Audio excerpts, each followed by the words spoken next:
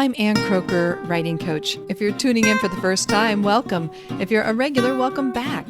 Today you've joined hundreds of established and emerging writers who are discovering ways to reach their writing goals and have fun by being more curious, creative, and productive.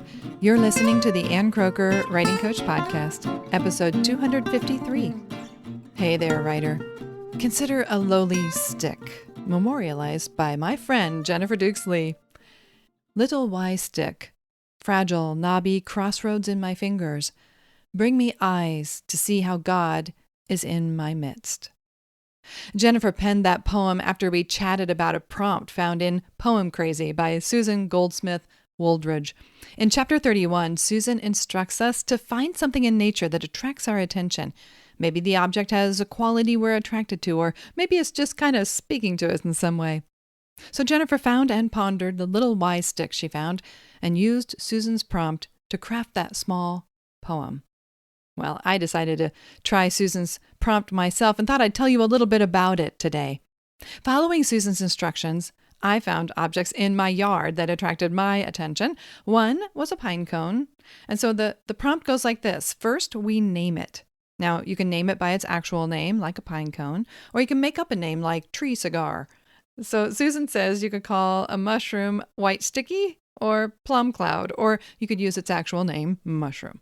And then you describe some qualities it has, using descriptive language or comparing it with something else. And then finally, you have a line that starts bring me or bring me your, and then you finish it with a quality that this item has.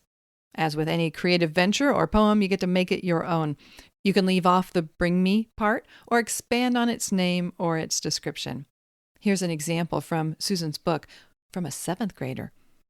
Dead rose, crinkly as paper, bring me love. This exercise taps attentiveness and imagination to make connections and explore our yearnings. Let's look at Susan's example that uses a mushroom. Honey mushroom floating in grass like a plump cloud, bring me your love of dark places.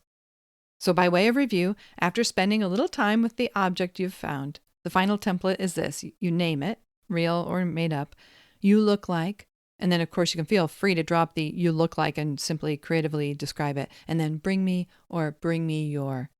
Now that you know the template, let's listen to Jennifer's again. Little wise stick, fragile, knobby crossroads in my fingers, bring me eyes to see how God is in my midst. In my yard, we have to deal with the seeds of 2 sweet gum trees. These are long-stemmed, spiky orbs. Approximately 5 million of these sweet gum balls, as we call them, coat our front yard year-round.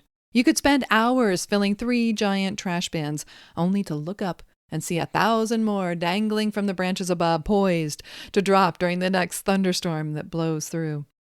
Despite the trouble they caused me, I spent time with one of them, staying open to what it might offer me. Spiky orb, one of hundreds, maybe thousands, fragile, persistent, overwhelming. Bring me your abundance. We also deal with an outrageous number of pine cones that fall from 2 fir trees. I found a pine cone that was still closed, which happens when it's cold outside. As the temperature heats up, a pine cone will open up to release its seeds. So here's my poem. Smooth pine cone, waiting to warm, waiting to share yourself.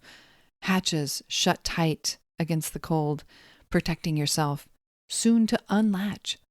Bring me your care and caution, knowing the time to stay guarded and safe, and knowing the time to open oneself, to be fully seen. I encourage you to try this prompt yourself, and then, if you will, share your poem with me. I cannot wait to see what you come up with. This episode is sponsored by the Art and Craft of Writing, an 8-week intensive I lead a few times a year. You can learn more about it at anncroker.com/artcraftwriting. I'm Ann Croker, cheering you on as a writing coach in your ear, everywhere we may meet. At my website, on this show, in your inbox, or even in person, I'm always looking for ideas to share with you that will help you achieve your writing goals and have fun by being more curious, creative, and productive. Thank you for being here.